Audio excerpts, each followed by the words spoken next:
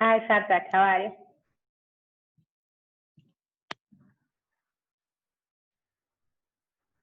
Can you hear me? Can you hear me? Okay, Yes, I can hear you. that's great. Thank you for joining. We are just waiting for everyone else.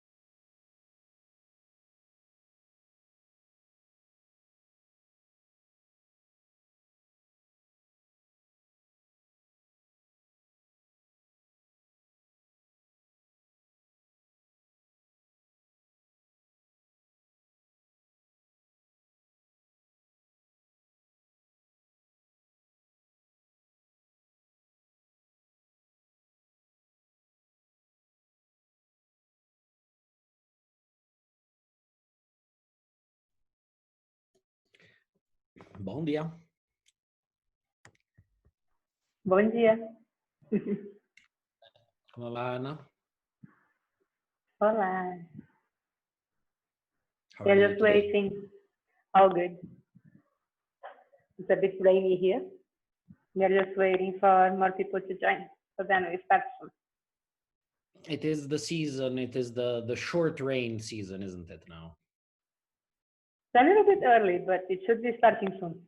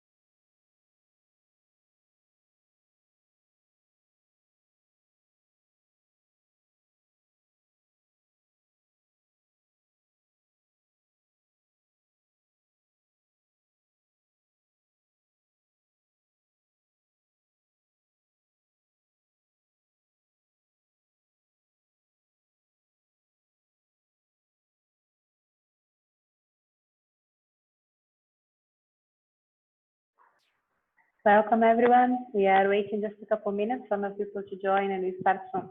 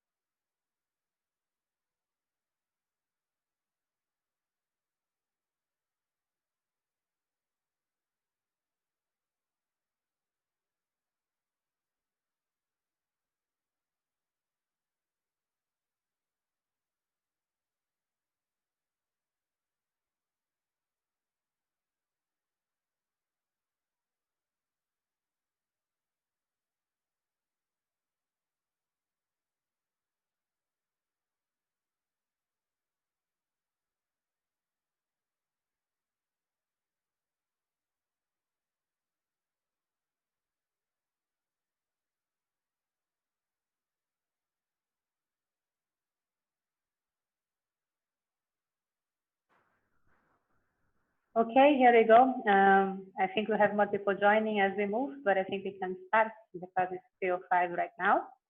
So my name is Ana Rocha. I am the Executive Director for NIPE Fagio here in Tanzania.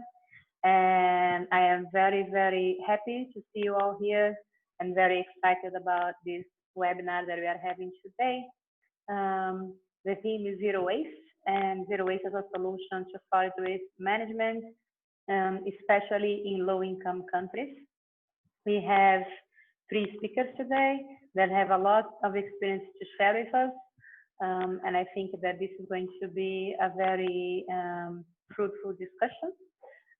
So I'd like to start with Federico Di Penta, who is our first speaker. Federico is the Program Manager for Sustainable Waste Systems at C40. As part of his role, he supports Global South cities in improving the integration of the informal sector into municipal waste services. Federico started his career as a strategy consultant, supporting local and national governments in designing and implementing structural reforms aimed at improving the quality of services delivered to citizens. He has accumulated extensive international work experience, having worked in Italy, England, India, Saudi Arabia, Tanzania, Egypt, Angola, Cuba, and Panama. Federico has developed significant experience in all aspects of waste management process, from financing new waste management models to implementation roadmaps, to the development of awareness-raising communication campaigns and national legislation aimed at reducing the quantity and harmfulness of waste produced. In his spare time, he works for an Italian NGO devoted to marine conservation as marine plastics lead, and is a regular lecturer at national and international conferences on the topic. So welcome, Federico. It's great to have you here. The floor is yours.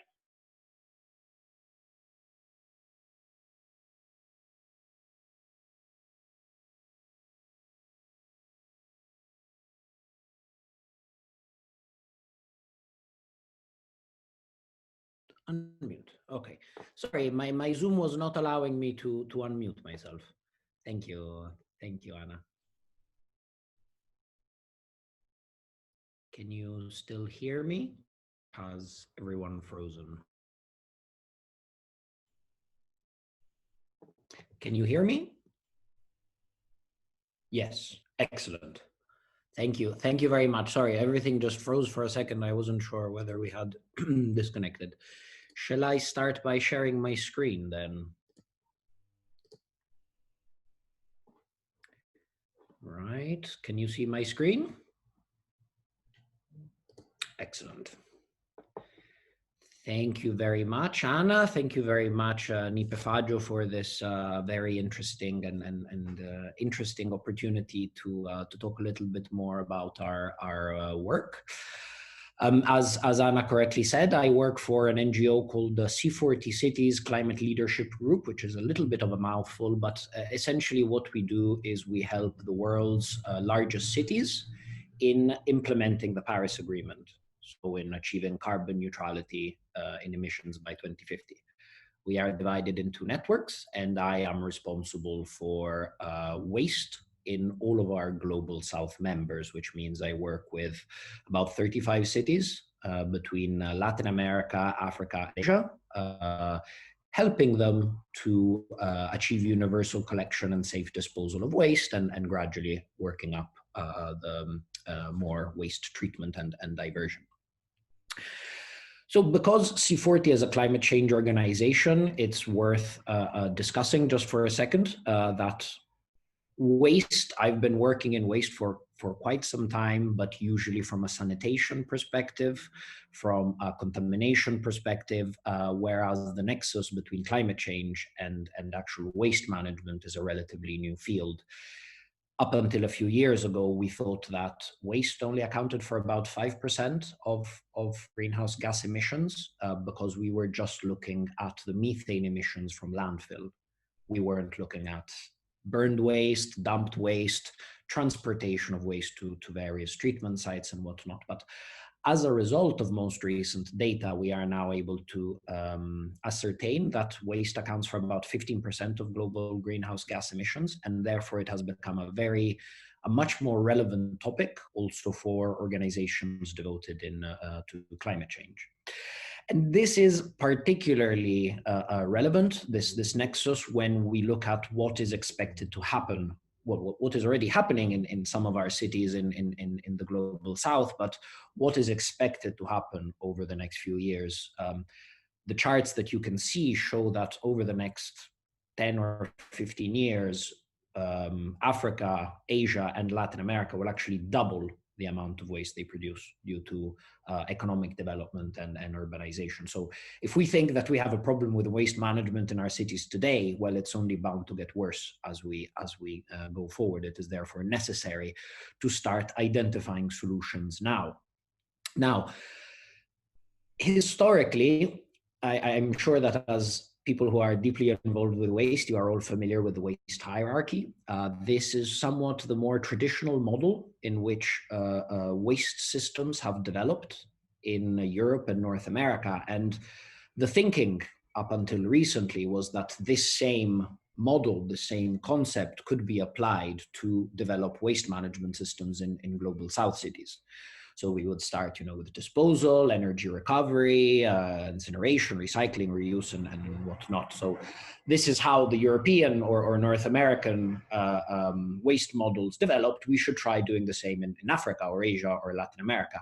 Now, what we are increasingly realizing, though, is that this same process, unfortunately, doesn't work. We cannot expect global south waste systems to develop in the same way as global north systems.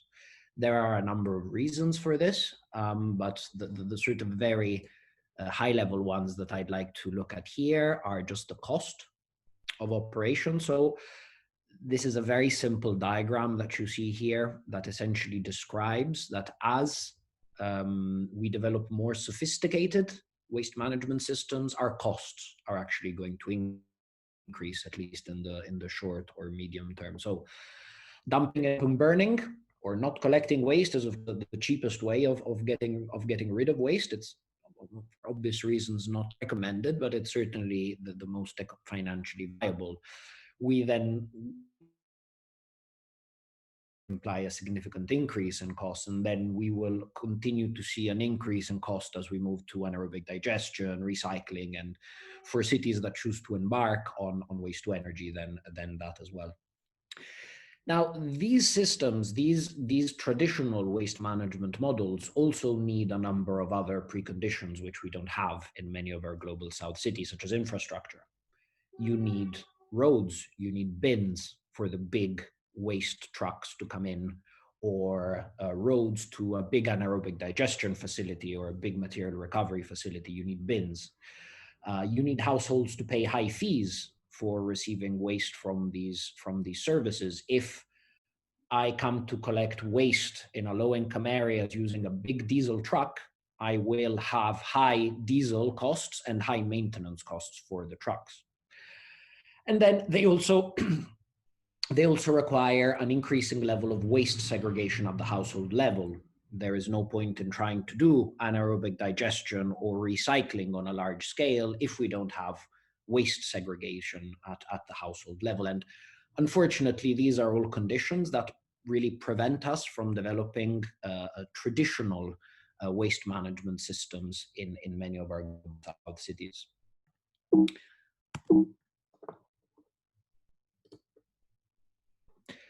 This is the result of some of our work over the last few years. We've actually looked at the cost of implementing different infrastructures in different contexts, in low, medium, low income countries, middle to low income, high middle income, and high income countries. This is actually the cost of different technologies that we would traditionally look to implement. I'm not going to go into detail on this, but I'm just going to highlight that there is a much cheaper option for our low income, for our global south cities and our low income areas. And this is provided by informal sector integration, of course, as an alternative to the large scale centralized infrastructure that Europe or North America developed. This is an alternative solution. It's a different way of trying to solve the challenges that we have in these cities. Now, we always, C40 Cities, as the name suggests, works with cities. So in many cases, our work starts on the actual technology selection. Unfortunately, cities that hear about the miracles of the suggested miracles of incineration and see the amount of incinerators that have been built in Europe or North America would be inclined, would be appealed to develop this type of technology for their city as well. So a lot of the work that we do initially is the setting out of the expectations of the financial and operational implications of building a large incinerator, and then trying to incinerator or other large waste treatment infrastructure, and then working with the city to actually determine alternatives which may be more viable for them. So we portray a lot of the benefits, for example, of these type of alternative models that we propose. And models that are based on low technology and are labor intensive, particularly in low-income countries where labor costs are very low, actually provide several benefits compared to the more traditional large infrastructure models. They don't require infrastructure because the waste is actually collected door to door using very quick. You don't need big trucks because most of the waste will hopefully stay locally and it's collected door to door. You improve source segregation because through the door-to-door collection process, the waste collector can actually help households in actually ensuring that their waste is accurately segregated. And this will then help us to recycle, to compost, and to do all of the other activities. As I said, yes, increased resource recovery through better waste segregation. And it is also very ideal for high density areas. I realize this diagram is a little bit complicated, but essentially it means to show that the smaller waste collector with a cart can go into the high density, very crowded areas and then take the waste up to a main road or a bigger road where then it can be collected by the larger waste trucks in a much simpler and cost-effective manner. And this type of model, which actually leverages low technology and is labor intensive, is actually the cheapest solution for cities as well. We carried out a study in a city in Vietnam, considered a low-income countries, and we actually were able to cover all of the cost of waste management for low-income areas, including collection and disposal, for under $3 per household per month, which is considerably lower than what a large waste management company would normally charge for this type of service. And we feel that it is within the means of low-income households as well. It is a fee that is small enough also for more vulnerable groups to be able to afford.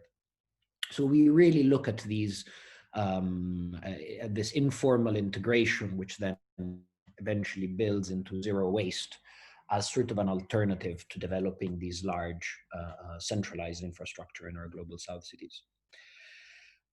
Yes, as I said, informal sector integration as a solution, and particularly for low-income areas.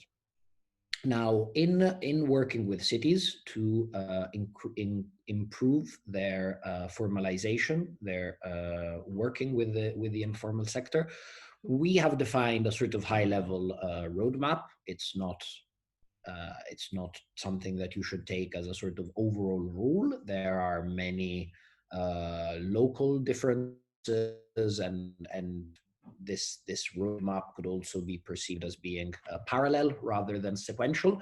But these are definitely some of the main building blocks that we've been working on with cities to improve informal sector integration. The first step, I think pretty much everyone can agree, is legal identity and organization. As long as waste collectors and waste pickers are not formally recognized as players in the waste management model, they will never be able to work effectively. So the first step with pretty much all of our cities is creating an enabling environment. This will mean registering waste pickers. This is, of course, an issue in many cities, as these are generally immigrant groups, sometimes illegal immigrants who do not necessarily have legal documentation for registration. So this is certainly one of the challenges that we've looked at. And also the fact that while this is waste project, and I am a waste manager, I work with other waste managers, this is very much a social issue. And well, it's also very much a social issue. Therefore, it requires collaboration with other city departments, social services, policy, these kind of departments to create this sort of enabling environment. Now, we've seen that the registration can occur either individually, where usually up to about 1,000 people are registered individually with a city to then official waste collectors in certain areas. And in other parts of the world, mainly in Latin America, where they have more of a cooperative approach, where the cooperatives then actually register themselves and have then a single point of contact with the city. So yes, there is this formal recognition part, which is generally a policy that recognizes a certain group of people as official players in the waste model. And then there is the formal participation component, which means assigning a particular area to these recognized informal or now formalized collectors. Usually they are low-income areas, and this provides them with a legal basis for actually operating in these areas, for charging a nominal fee as they collect waste door to door, and for actually being able to keep the waste that they are then able to recover. We have seen in a number of cities where waste pickers weren't formally recognized, that there were often instances where their recycled waste what they had managed to recover was confiscated either by waste collection companies or other people. So it is very important to assign a specific area where this entered and through the charging of waste fees.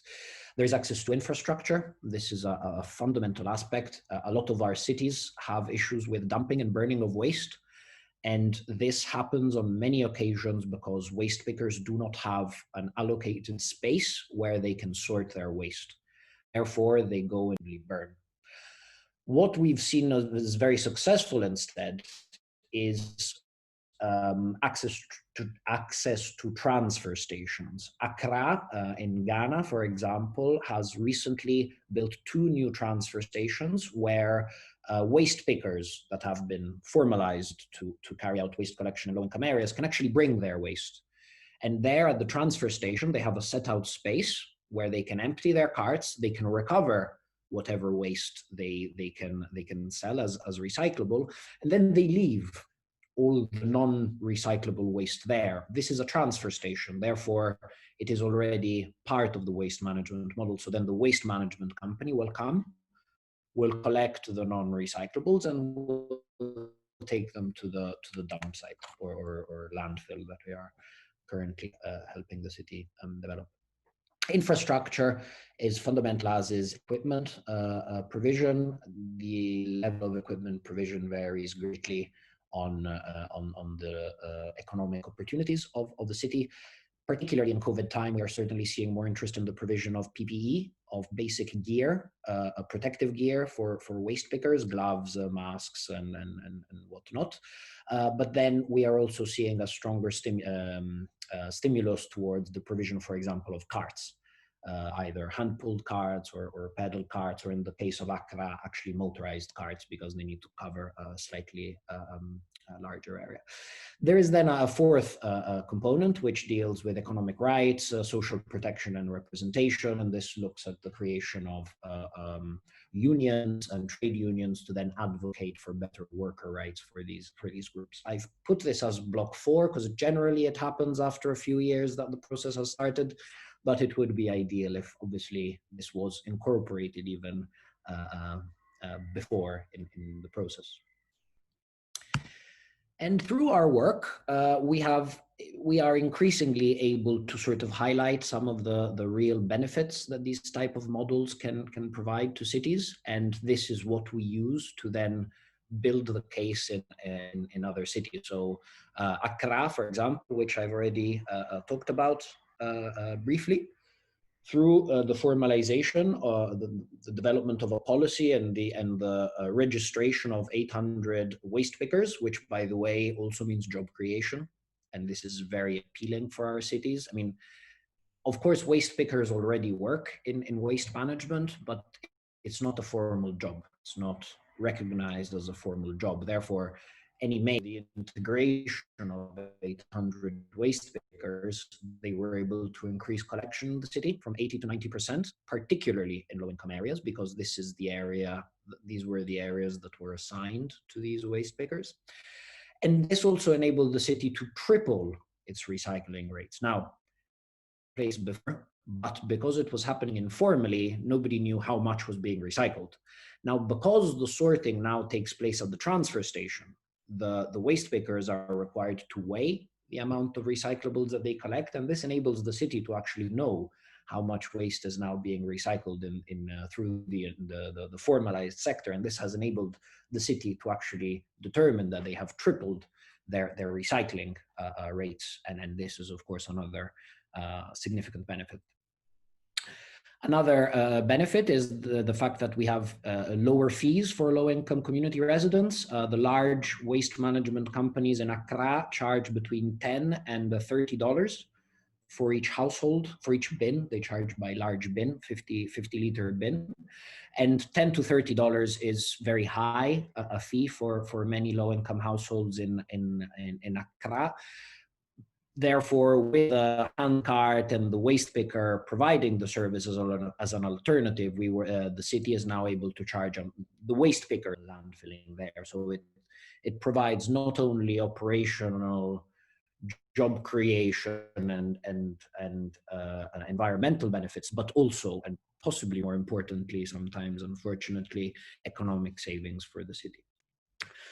Another one of our great examples is the city of Sao Paulo. That certainly has a longer history of informal sector integration, as many cities in Latin America that have been working in this space for longer.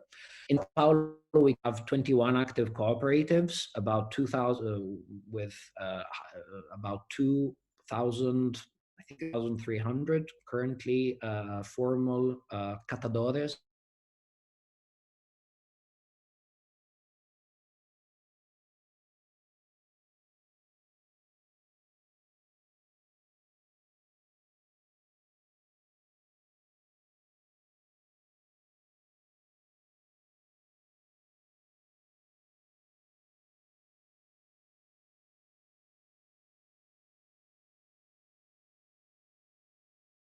dumpsters, and it was taken to the landfill direct. And the waste pickers were trying to recover recyclables from these dumpsters and dumping sites and landfill. And that's how we actually started working. We were always looked down upon. We were looked as though people were treating us as though we were thieves and we were to steal something, whereas we were actually helping the government and helping the environment by recovering the recyclables from the open picking site. So it started there. We were harassed by government, sometimes harassed by the citizens, we were harassed by the police. We were asked to empty our sacks and show we have recovered. And basic dignity was also given to us. So we came together and started asking the local government that, hey, we are actually waiting for you. We are doing something quite dignified, and we need to be able to have access to the waste.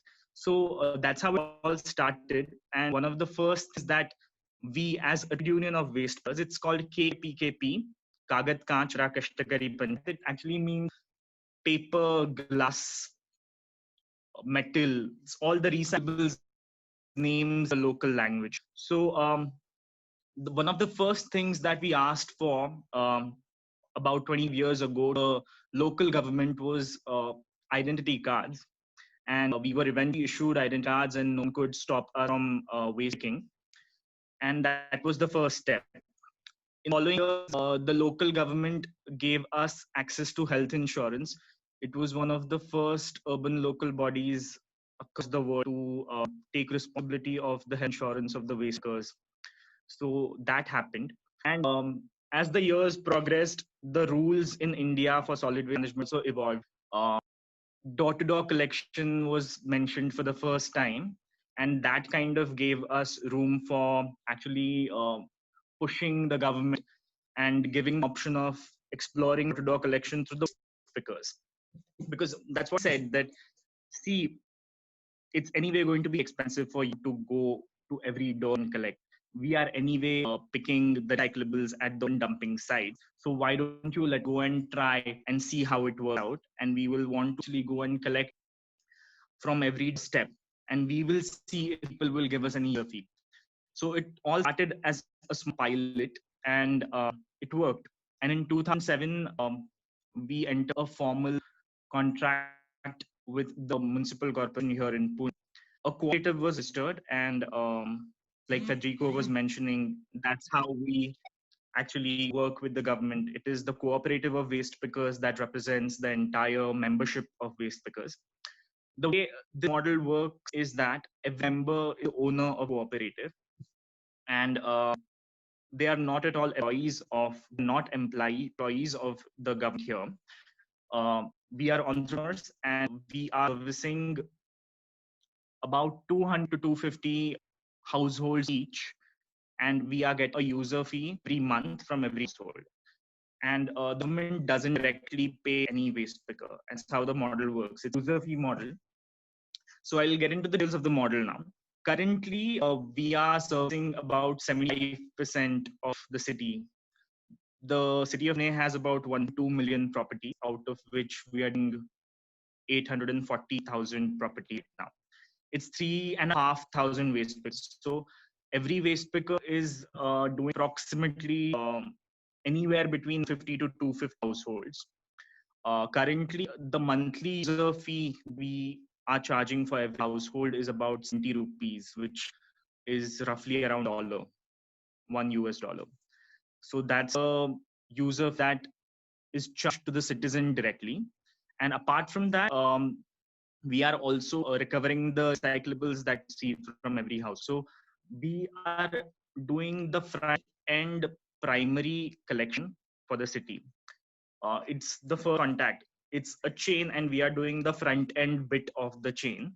I'll tell you how it happens. So we usually start our work early in the morning, and most of the workers are using push carts, some manually doing push carts. So it's a very slow moving process. It's not as fast as a mobile truck which just zooms around. It probably comes to the gate of your house, or it probably comes to the lane of house. It is not like here. The speaker is slowly moving into a small pit of a neighborhood where she visits each and every doorstep and collects them directly from the household. So she's doing about 200 to 250 households in a day. It takes about 3 to 4 hours to complete 200 to 250 households. Um, the best part about the door-to-door collection is that the compliance and the segregation at source is even more. So we have a study which proves that the segregation at source, just because of the door-to-door collection provided SWaCH in Pune, is 90%. 90% of the waste is segregated. And wherever is a municipal truck collecting the waste, the segregation is less than 3%. So one of the best things that happens through door-to-door collection is that there's a person who shows up every day at your doorstep. And if you're giving mixed waste, the person is going to say that, guys, this is not done. We will not accept mixed waste because we cannot mixed waste to the secondary collections. And when a person goes up and when a person is asking for comply, the compliance level is much higher. Also, over the years, you kind of build a relationship with person because it's the same person who visits you every day, and it doesn't stay it doesn't remain impersonal, because whenever there's a municipal truck coming, you just leave the trash can out on the road and you don't even see who is handling it. But when a waste becomes, there's some interaction, there's a personal touch. So that helps compliance. It also helps in the segregation source. So 90% segregation at source is achieved with the model. And one more thing that happens because of the slow moving pushcart driven collection system, that she's time. The picker gets a lot of time while she's collecting to go around slowly and recover more recyclables. So imagine if you are a labor on a truck which is going for centralized collection of waste, and that is zooming, and you're simply getting down and picking up the cans and putting into the truck. When you're doing so much work in such fast moving system, hardly have any time to recover recyclables. So the recovery recyclables in a mechanized collection system or a truck driven collection system is much lower because of the just pace of it. What happens in systems is that only the bigger, chunkier, higher value, more valuable, easy to handle kind of stuff gets recovered. Whereas a waste picker, when she is in a very slow way moving, as she's collecting her waste from the 200 houses, while collection is happening, starts the sorting of the dry waste, and she recovers much more. So in time, collected the 3,500 waste pick of Pune are handling about 1,250 metric tons of waste, and out of that, about 224 metric tons of waste getting recycled daily. So so much of recovery of recyclable is possible only because there is an incentive for her to be doing that. So there's two forms of income the waste pickers SWaCH here in Pune.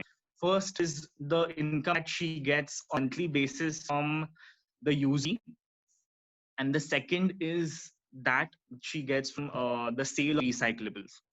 So recyclables recovery is quite a crucial thing for her, and she does it daily because she also has time for, and she can do it much easily because she gets good segregation at source.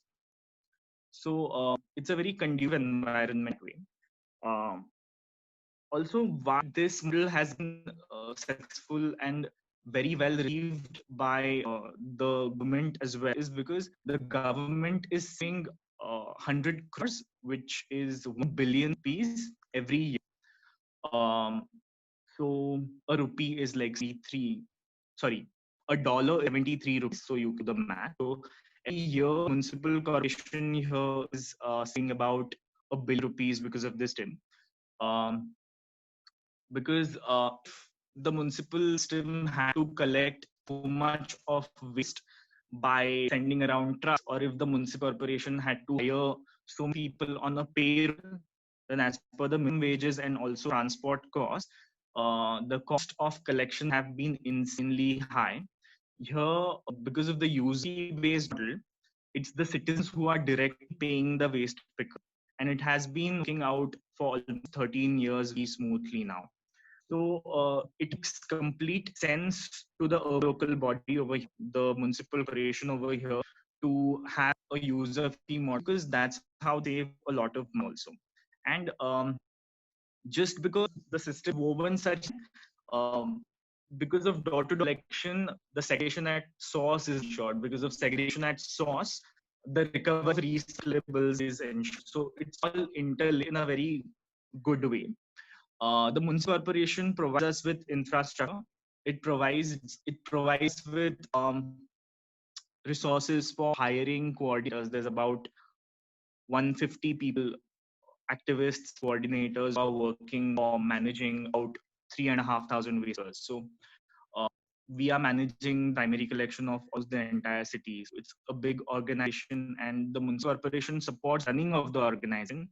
Um, the municipal corporation gives us personal protection gear, the push cards, and they try to give us the MRFs, but somehow they don't end up having to be able to give enough MRF. So it's very crucial for ensuring better recycling and the recovery of recycles to have sufficient material recovery facilities. Um, the municipal corporation has given about 60 space across the city by themselves. And up from that, we have tried to bridge the gap by working with different partners and trying to have more and more material recovery facilities or portable material recovery facilities for storage and sort of the recyclable. So it's just economy of scale, and that's how the wasters do it.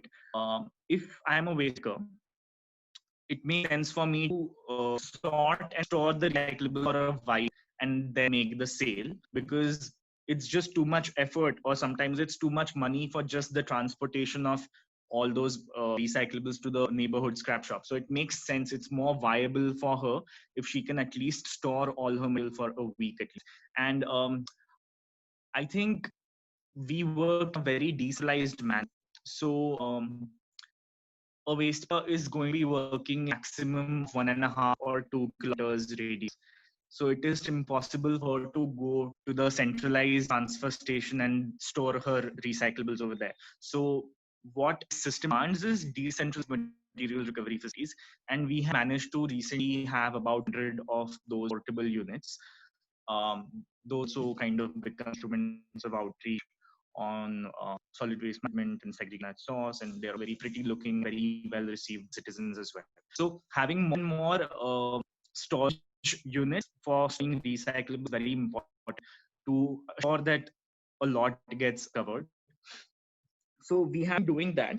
And one more very important thing about the SWaCH model is that it's social inclusive. So from 30 years, speakers have been fighting for their rights, and many times this is the second generation sometimes of speakers who've been doing um, for their entire life. And this model ensures that they have um, access to livelihood, and it isn't done in a very inclusive way for almost 10 years, and we have to integrate more and more households and waste pickers into this system. So currently we are seeing about 75% of the city. So the goal is to cover the entire city and see to it that the cooperative has more membership and integrate more waste pickers into formal solid waste collection system. Um, we also are doing more things. We have a cooperative scrap shop. The trade union has been very active and have been working for our right, and we also run a help desk to address different issues of the waste communities in the city. We also run a credit cooperative society, which is like a small bank of pickers. They can save money and also can access credit. And apart from that, we also have cooperative scrap shops in Pune. Cooperative scrap shop is a neighbor scrap shop which is run by the waste pickers themselves. So it buys from say 50 or 100, and whatever proceeds come from by selling it to aggregator, all those profits go back to the waste pickers sold at that scrap shop as dividends. So we have two such shops and soon have many more. What happens because of these cooperative scrap shops that we kind of control the scrap trade well in the city, and we can ensure there's fair trade practices being followed, and there's no problems in calibration of the weigh scales. The rates provided are fair. We get some sort of an annual bonus. We get a printed receipt for whatever we have sold. So we get to control such practice in the scrap trade because it's highly informal in India. And many times because of waste pickers not able to read right, they get pulled. So we also have presence in the scrap trade in food. Apart from that, we have been working since the past year, have been working with an MCG here to try and set up a sustainable EPR mechanism. So we have been working on specifically multi-layered plastics, and we have set a collection system for collecting a kind of material which was having zero value before we start the project. So the waste pickers have started getting additional income from an unviable material, and we have been in talks with brands who are willing to take responsibility now and try and set systems for sustainable collection. And apart that, we are also providing composting services. So 75% of the municipal solid waste in Pune or India is wet waste. So it's, if you look at it, that's like a very large problem, and it can be dealt with by just in situ compost. So we provide in situ composting services different. So the laws also to be in line.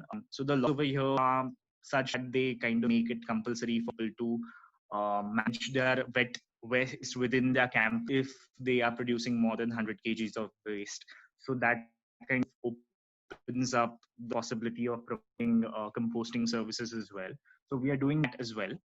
And apart from that, we are also explore if we set up more scrap shops, if we can enter into processing of plastics, so that more benefits can be transferred directly to waste pickers, because it's us to handle all of the waste. So these are some of the things that we've been trying. So this qualifies as a waste model, and we have been working with the urban local for almost 30 years now, and we hope to kind of cover more, try and provide more professional services to the citizens. So some of membership has also upgraded to having small trusts of their own, which means that they end up covering. So instead of 250 households, they kind of end up doing sometimes 500 or 1,000 households. And that's the beauty of this model, that entrepreneurial spirit is accommodated in. So if I'm 60 years old and I'm I live in an informal community, I would just service 50 houses which are very near me, and that would be enough for me, and that there is scope for doing that. And if I'm someone who's industrial and my spouse is also a waste picker and a family of waste pickers, we'll invest in having a small and we'll cover more houses and end up making more money. So this model kind of allows that, and that's what makes it more lucrative, because we are not employees of anyone. We are young business people who have their cooperative and been running it. So I think kind of overshot my time. Thank you. Thank you, Thank Sarthak. This is very, very informative, and it's a very, very interesting model that I think we have a lot to learn from. And I think one of the things that we can see both from Federico's and your presentations are the fact that in order to make these models work, we need to have proper integration of the informal sector into waste management. We need to align social and environmental outcomes. Basically, we need to have to think about the social and environmental outcomes that we are trying to achieve. So thank you. It was very, very interesting. We have several questions. We're going to try to answer them in the end. But for now, I would like to invite our next speaker, which is Sonia Mendoza. Sonia Mendoza is the current chairman and founding member of Mother Earth Foundation in the Philippines, and has been in the zero waste advocacy for more than 20 years.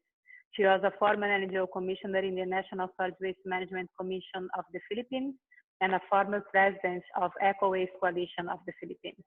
Her membership spans across the Global Alliance for Incinerator Alternatives, Gaia, the Philippine Network on Climate Change, International POP's Elimination Network, IPEN, and a board member of the Zero Waste International Alliance. Sonia serves as a resource person on ecological solid waste management, zero waste, to local government units, schools, business offices, church organizations, and civic organizations, and in congressional hearings on solid waste management and environment concerns, and has assisted different communities in their ecological waste management programs. She's actively campaigning for ecological waste management to local government units, emphasizing waste reduction, changing lifestyle, first segregation, composting, and recycling, as against harmful disposal facilities such as incinerators, burn waste to energy, and landfills, because these are contributors to climate change, and these are quick fix, back-end, and unsustainable solutions to the waste problem. Welcome, Sonia. It's a great, great pleasure to have you and to be able to hear more about what the Mother Earth Foundation is doing in the Philippines. Let me see if I need to unmute you, or if you can unmute yourself. Let me see. Here you are.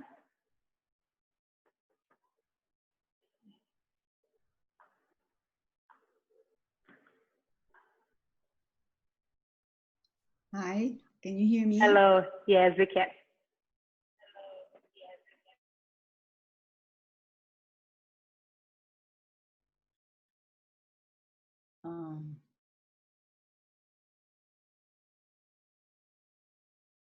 Hi, Anna. Hi, Sonia. We can hear you. Please go ahead.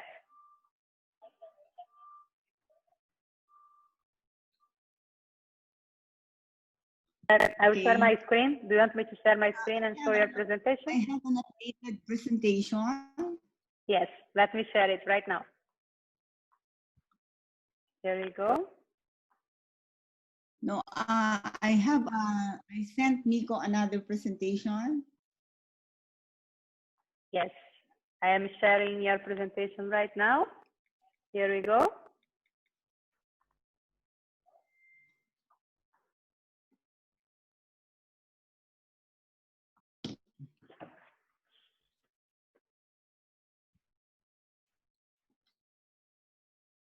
There it is.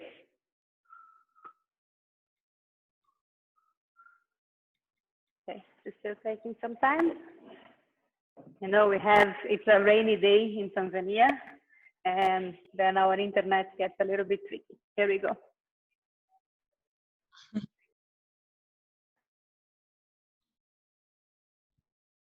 Hi, Anna.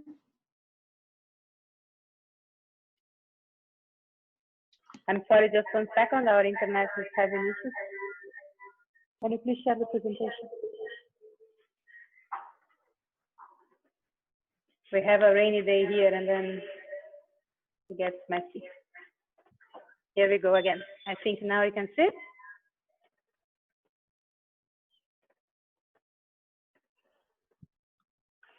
No? New share.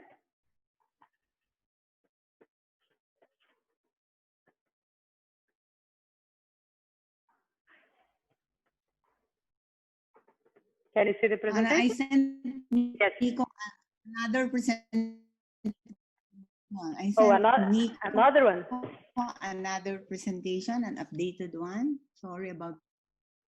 Okay, let me check again. This is the one that he shared with me over WhatsApp. Let me see if I can find a different one on my email. Just 1 second.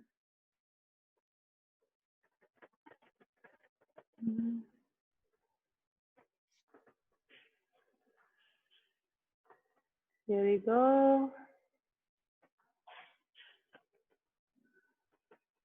I think it's the same one. This is the only one that I have, Sonia. I think Nico is sending it. Wait.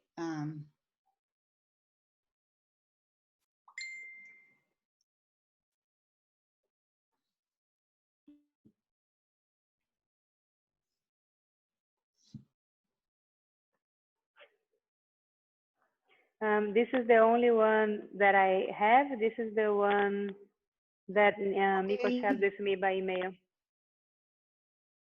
I send the other one later. Yeah. Which is this one here.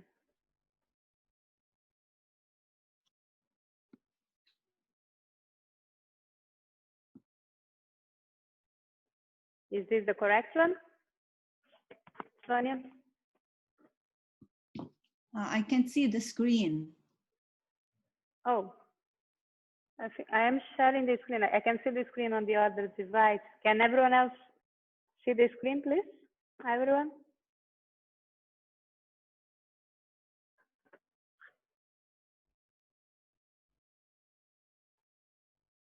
The presentation is Zero Waste Communities in 2020.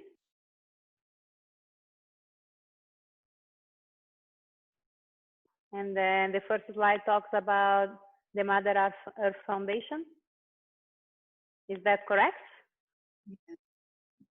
Yes, but I can't see the slides. I can see the. The slides are being Okay. shared. Here we go. Let me try to present it and see if it gets better this way. Maybe.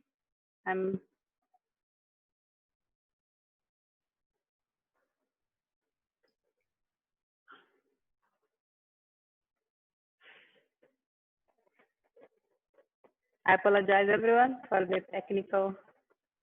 Can you see it now?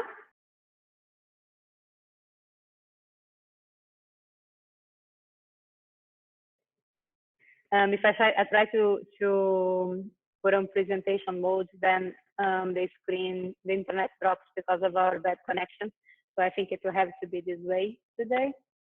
Can you see the presentation, Sonia? Is this okay? Does this look right? Zero Waste Communities in 2020. Can you see the screen?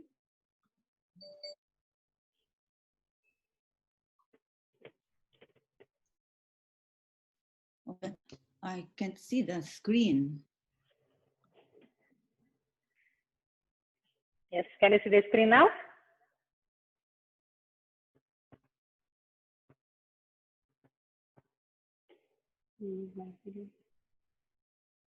Can you see the screen now?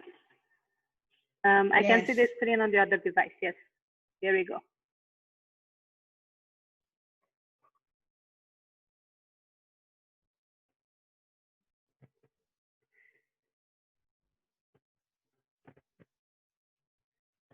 Okay, please go ahead.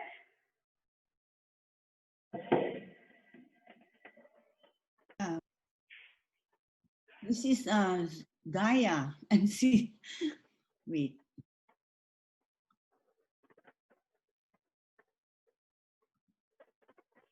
I think this is not the correct presentation, or No, it's not. okay. So let me ask Miko to send Oh, to send a new. You can just use the first one that you received, Anna. I think Miko just sent me a new link, so let me try to get that. Internet just before.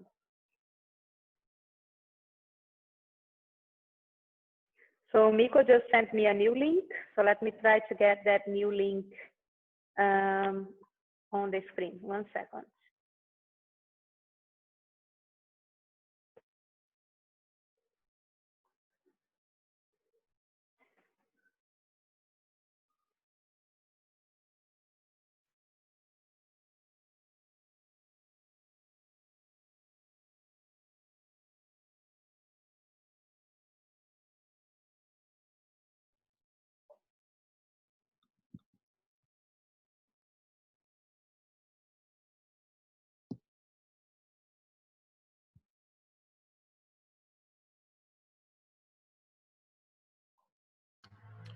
Thank you.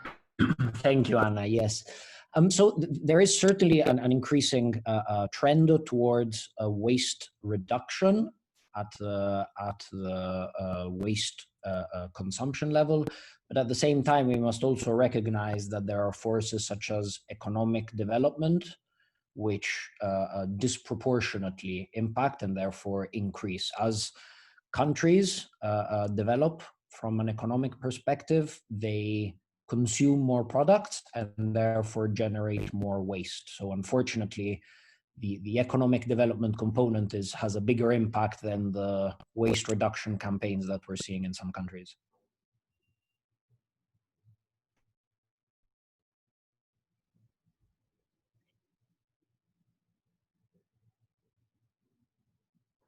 Sorry, thank you. I think that's something that we can see a lot here in Tanzania. We have several examples of that, as we have several campaigns going on in the country, but we also have our companies basically increasing the amount of sachets, sending more products to the countryside and all of that. From my waste composition, from our analysis, from my time in Dar es Salaam in 2015, I remember current waste generation was about 0.7, 0.8 kilo per person, but was projected to reach 1.2, 1.3 kilo per person in 2030.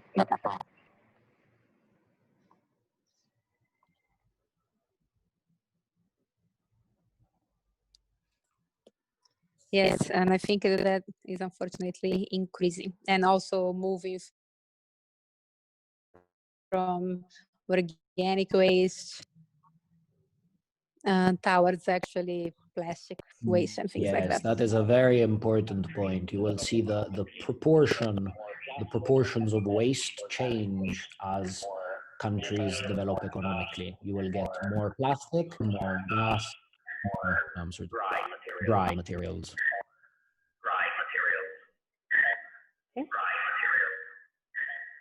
Okay, here we go. I think now I have the right presentation on. I apologize, Sonia, for the delay. And now, finally, the floor is yours. No worries. Okay. So my presentation is the zero waste cities in the Philippine context. Our waste generation is 0.2 to 0.6 kilogram per person per day. So we'll just move the other slides. So 60% from our experience, 60% of households burn their waste. 43% have they practice illegal dumping, especially in bodies of water. But we have a law because of the tragedy at Payatas when there was a trash slide. So we have a Republic Act 9003. This is the Ecological Solid Waste Management Act of 2000. Are my slides showing, Anna? Mm-hmm. Yes, they are. We are on the waste generation Okay. slide, which is the third one. So we skip 1, 2, 3, 4, 1, 2, 3, 4. We skip 5 slides and we go to the Republic Act 9003. Yes, here it is. Yes. So basically, it is a decentralization of solid waste management to the smallest unit of government, which is the barangay. And this law mandates to have at-source segregation. So, and it mandates also a materials recovery facility in every barangay. So if there is no segregation, there should be no collection, and the closure of all dump sites is also mandated, and there is a ban on open burning. We have other environmental laws, the Clean Air Act, which has a national ban on incineration, this is now very much in danger of being lifted because they want incineration law passed, or the waste to energy. Next slide, the waste profile. So we have the organics or the compostables at 63%, the recyclables at 15%, and we have 14% of residual, and the special waste 8%, and hazardous waste 1%. So this is the responsibilities under a decentralized system. The household will segregate. It can sell also the recyclables, and it can compost the organics. But the barangay, the village, is mandated to collect the segregated waste, sell the recyclables to the junk shops, and also do composting. And the city should only collect the residual and the special waste. So here we go to the next slide, the waste profile. Again, which The waste profile can be addressed through composting and recycling. Yeah. Sorry, I just want to make sure that I'm on the right slide. That, the responsibilities under a decentralized system is slide? Yes. Okay. And then we go to the,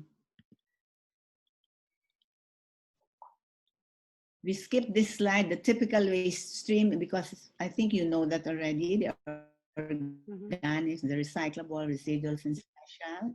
We go next to the waste profile.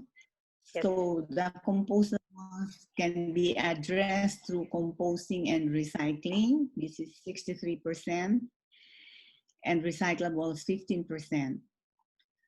So for redesign, research, and regulations, these are the problematic waste. So this goes to the landfill. So next is, we skip the slide on Mother Earth. We know that well, non-stock, non-profit NGO. We go to the next slide, the zero waste. Is it okay, Anna? Zero waste slide? Yes, we have that. Yeah. For us, for Mother Earth and other environmental NGOs working on solid waste, zero waste solutions are the fastest and most economical in solving solid waste problems. Our model communities show that implementing zero waste programs results in huge reduction of waste management costs, cleaner and greener surroundings, better public health, and better livelihood for waste workers. So these are the 10 steps in establishing a community ecological solid waste management program, which I will not discuss in detail because this presentation will be saved and you can go, unless there is a question on this later, you can go back to this slide because this is quite long. You want me to go on? Please feel free to or shall I read? You don't need to read it through. I think around like it's on the the screen. 10 steps. Yeah, if you want to give just an overview, I think that would be great. Okay. The first step is the multi-sectoral consultation and training, or the profiling of the barangay or of the village. Then we establish, it's mandated in the law that a barangay should have an ecological solid waste committee. This is composed of different sectors of the village, like schools, church, the religious, barangay officials, the business sector, the junk shops. They should be represented in this committee. So, and the third step is formulation of barangay ordinance and the 10-year solid waste management plan. So the barangay ordinance should be in accordance with the solid waste management law, with the national law. So number 4 is formulation of systems, and so there has to be a collection schedule after the segregation, the source segregation at the household level. Then there should be collection schedule. And number 5 is the very important also, the establishment of materials recovery facility. This is the temporary storage of the segregated waste. Okay, number 6 is the complete information and education campaign, what to do with how to source, segregate, and then information education campaign, which is done in the household level. So next is the dry run and evaluation and revision of systems. So we have a dry run for the house-to-house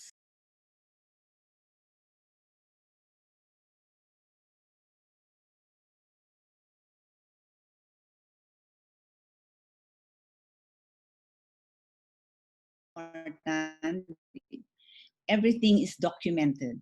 The day-to-day collection, the volume, the weight, how much is there in the materials. Is enforcement of penal provisions of the ordinance.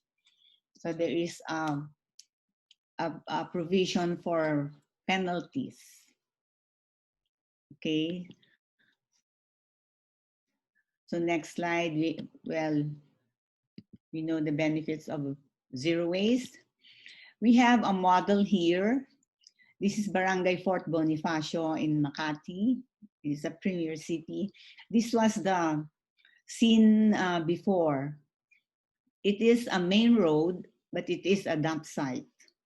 Every day it was like this 4 years ago. This was the scenario every day. So now it's like this. It became an ecological park. There is a materials recovery facility. There is an organic garden and an herbal garden. Because they had no space, because this is a very dense barangay. So they had the materials recovery facility near the sidewalk. That was the only space available. But if you really don't have land for the materials recovery facility, but you have to be very innovative. So they were able to put a good one, beside the sidewalk. So this is now what is in that barangay, Barangay Fort Bonifacio. And it looks amazing, by the way. So because of the zero waste program, pardon? It looks very, very beautiful. This is the next slide, the behavioral change.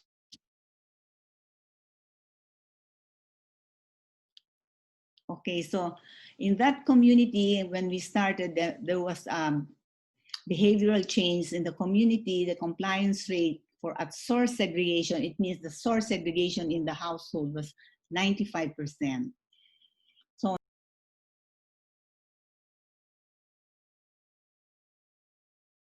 they became waste collectors, then 5 personnel to manage them. Their salaries increased from 3,000 pesos or $70.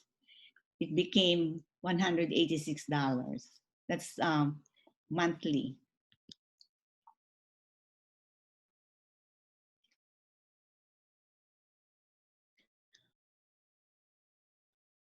So there was also waste and energy reduction because before per month, then it became only 30. There were 4 trucks a day going to that site, but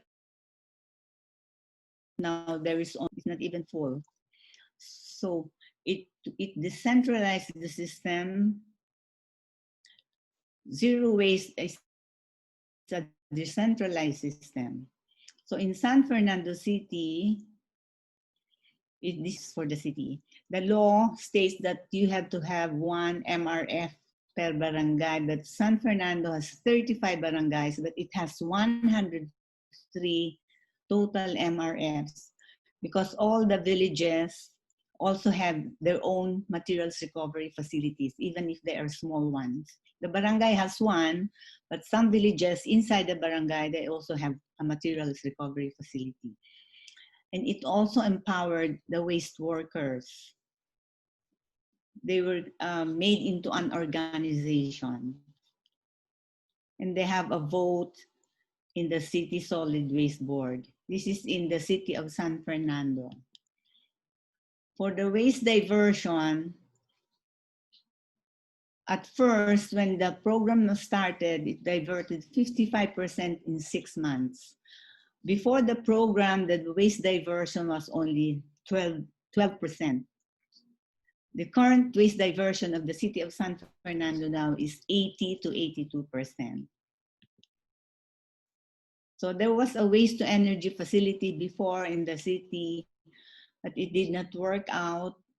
So they closed the facility because there was no more waste that they can, that will go to that facility because they have the zero waste program. So it has a lot of savings also. I think I missed some slides. Can I go back for a while? Wait. Yes, of course. Okay. We are on the savings slide. Should I go back to each one? Okay. Yeah, because from the Commission on Audit, before they submitted this in 2012. I think they now have a new one, but I haven't gotten it. It's almost $1 billion for one city. For Quezon City, where I live, Manila has 512,000 and so on. But San Fernando, before the program, was spending 70 million pesos per year for the waste management. And now with the program, it's spending only 12 million pesos.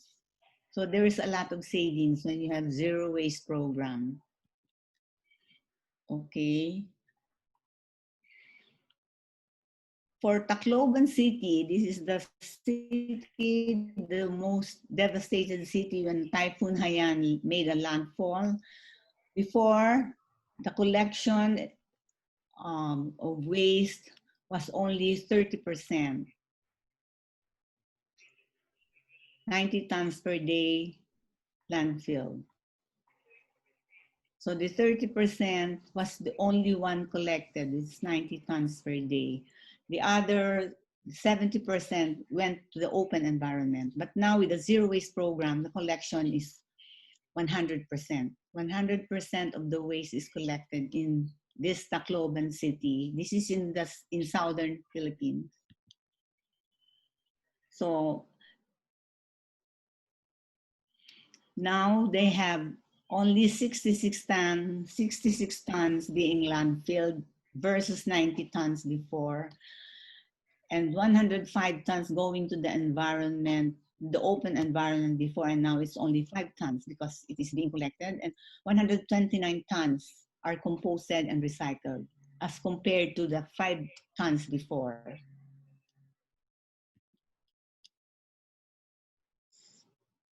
Okay, so this is the difference between linear waste management and zero waste cities, the decentralized waste management.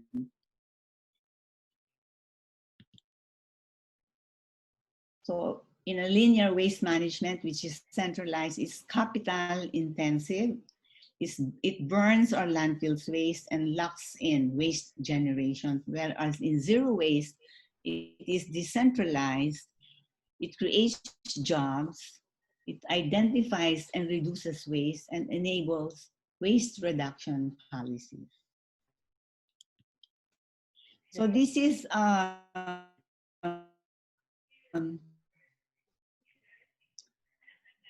materials recovery facility, a very simple one. It does not have to be expensive.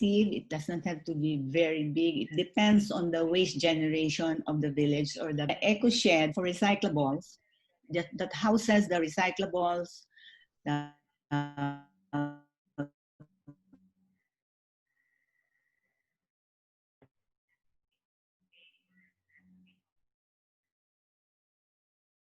number 3, the perimeter fence. Number 4 is the collection. Number 3, the perimeter fence. Number 4 is the collection cart. You can see the collection cart is simple. The household are, yeah.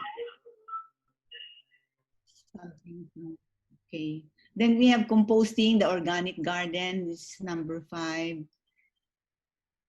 Here, the organic garden, the compost pit. The compost pit here for the organics, the compost heap for the agricultural waste, and then the containment area for residuals, number 8. Okay, next slide. This is the materials recovery facility in the Philippine Senate. So we have now in Malabon City, this is another model. This is Barangay Dampalit. So this used to be a dump site. So now it's a garden. It has many plants. It doesn't smell. And they deliver here the segregated waste. At the back is the eco shed, where they store the recyclables. You can see the tires that they use for composting. Then another city which we are working on now is Navota City. It's very near Manila Bay. So here we prevent plastic pollution going to the ocean, because everything is collected from the households. All the wastes are collected households. Left to put to the open environment or to the water bodies. So here is Tacloban City, the barangay there, Barangay Lower Nula Tula. They're very happy with their composting program there. Another is in Dumaguete City. This is also in Central Philippines. These are models of barangay materials recovery facilities. So here, we list the benefits of zero waste. We have less litter, less waste to manage, less residuals, reduced expenses for the city, reduced fees for citizens, and less environmental impact. And then we have more social integration, more social innovation, compliance with the law, and more local jobs, and money stays in the community. Many of the waste collectors of the projects of Mother Earth majority of them are women, because they do the collection in the morning from maybe 6 o'clock up to before lunchtime.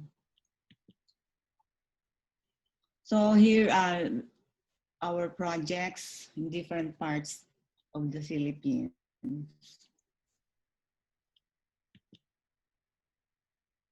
So zero waste is not only possible, it is already happening. Thank you. Anna, that's the Thank you. last slide Thank of you, my Sonia. presentation. Yes, thank you. This was, I'm You're apologize that the slides were actually moving slowly here due to the rains.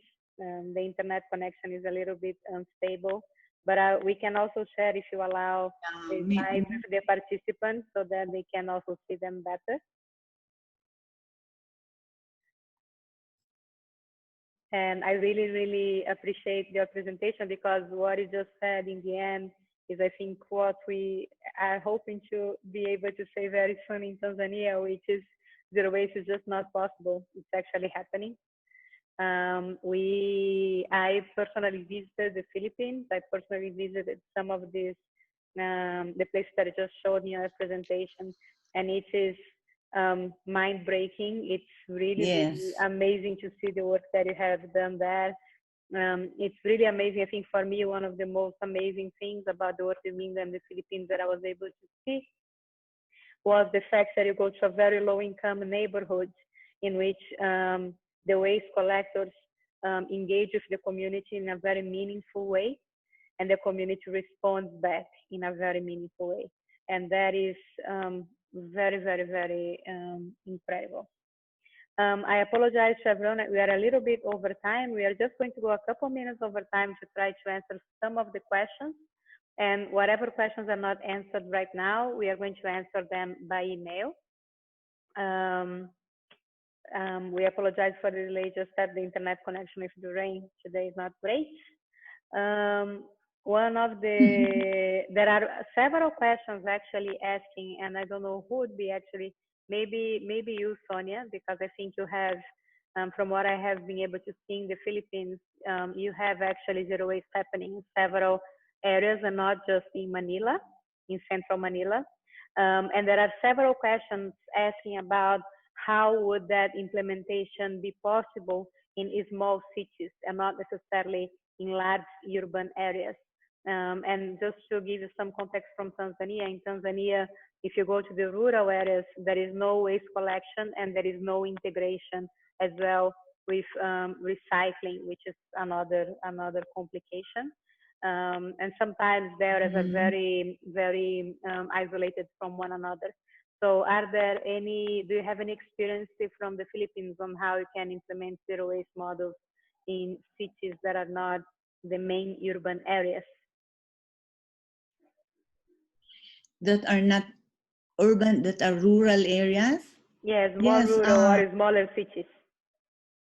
Yeah, I think it would be easier for rural areas to have zero waste because you have land space for composting.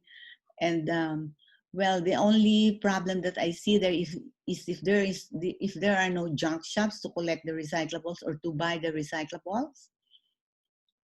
But information dissemination campaign will be the same because we do it house to house. The waste collectors are the teachers, are the ones teaching the household how to properly segregate. So it will be the same whether it's rural or urban. Actually, it's very hard to work in a very like urban and dense area like what you visited here, Anna, when you had the academy. Very dense areas, so they have no space. So really the barangay has to have a materials recovery facility and find a space for composting for the biodegradable waste. It's more than 50% of the waste generated here.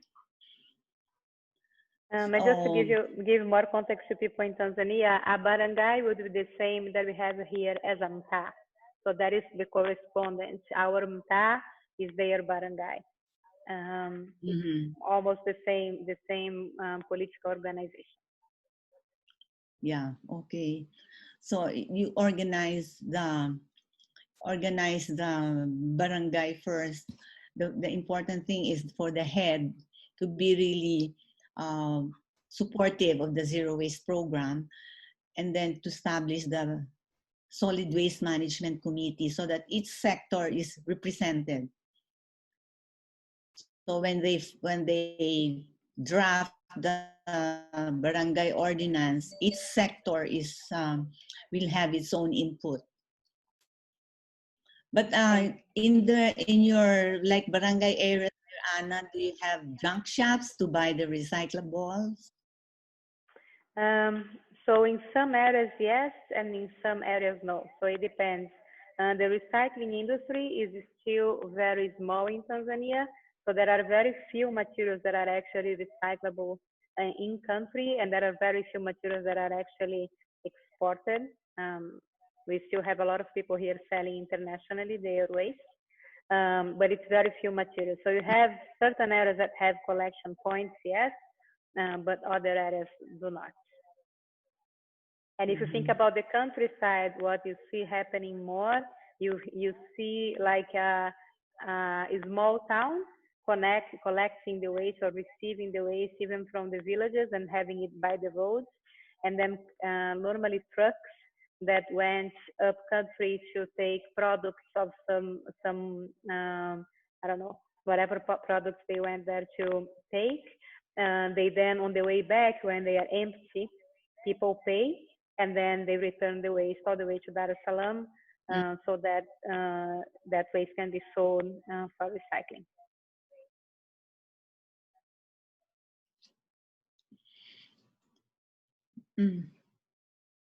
Thank you, Sonia. I would like also to ask another question. I think Sarthak, you could be the right person to answer this one from Lady Diaz. Will the group of waste pickers be able to keep up with the increasing waste generation? So in the SWaCH model in Pune, do you think that even if the waste generation keeps growing, the waste picker group that you have is still able to perform the collection? And will the nominal fees for collection be affordable, given that we want to implement these really good solutions in informal and low-income areas? Sarthak, do you have any insights on that question?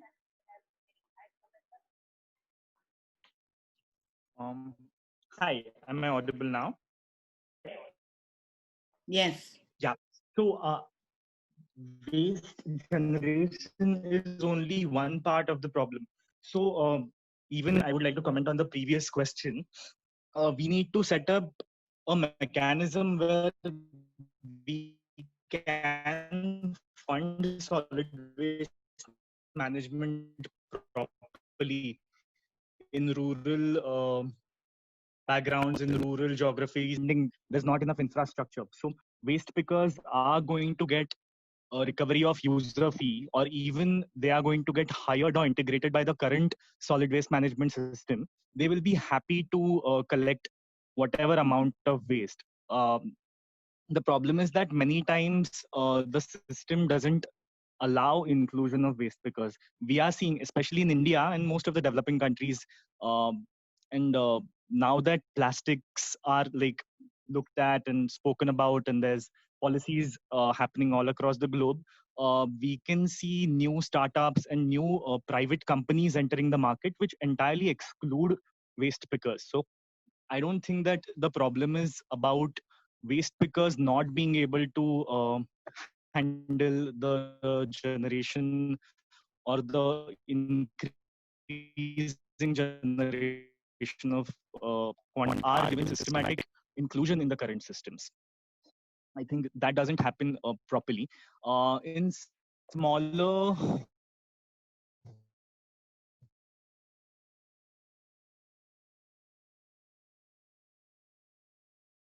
no scrap shops and no aggregators, so only certain types of waste gets collected. Overall awareness in general in rural areas, in smaller towns, is less. So segregation at source is poor, and when segregation at source is poor, the waste collector has very less scope for recovering recyclables. If there is no other formal fee for just the collection, then the waste picker would not choose to systematically provide waste collection service just out of the recyclable waste, because if we want to address the increasing generation of waste, that's the real holistic solution. Thank you. Thank you, Sarthak. We are 10 minutes over time. So I will stop the webinar here, and there are still several questions for us to answer. I will make sure that we share the questions with our speakers, and then we share the responses with everyone over email, and also through, we'll have a link on our newsletter to the answers of the questions. So thank you very much. I would like to thank once again Sonia Mendoza, Sarthak, Tapasvi, and Federico de Penta. It was very, very informative session, a lot of content, very, very interesting for us. As I said, we are implementing a zero waste model that is inspired in the work that you are all doing here in Tanzania, and that we have a very, very high hopes that this is going to work really well. So thank you so much, very Anna. much, and I hope to keep this conversation going. Everyone who attended the webinar, thank you very much. We are going to make the recording available to everyone. We are going to share the information, and I apologize once again for the unstable connection today. So thank you, everyone, and it was great to have you here. Thank you, Anna. Thank you, everyone. Yeah, internet is unstable even here. Yes. Thank you. Thank you so much. Bye. Bye.